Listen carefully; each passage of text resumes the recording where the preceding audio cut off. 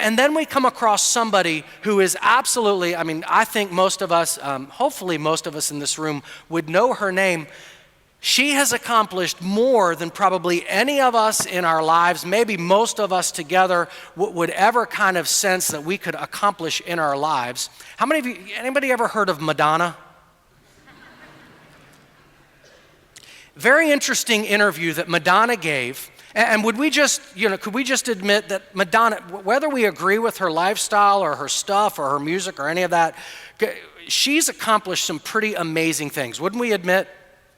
She's filled out stadiums now, how, and we're not going to discuss that.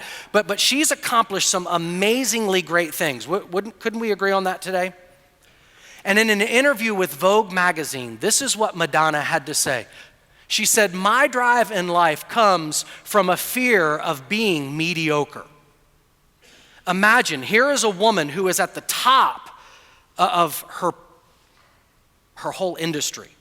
And her fear is that she's going to be mediocre, and so it keeps driving her, and it keeps driving her. And you might think, well, clearly she has arrived, hasn't she? But notice what she says. That's always pushing me. I push past one spell of it. I discover myself as a very special human being who can pack out stadiums, but then I am still feel like I'm mediocre and uninteresting unless I do something else, because, if she packs out a stadium, well, the next time it's got to be a bigger stadium or more stadiums or more records. In fact, she goes on and she says this, because even though I have become somebody, I still have to prove that I am somebody, and so my struggle has never ended, and I guess it never will.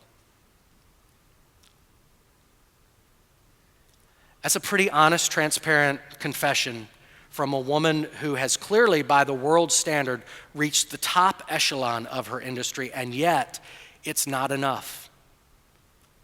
There's still an emptiness. There's still a void.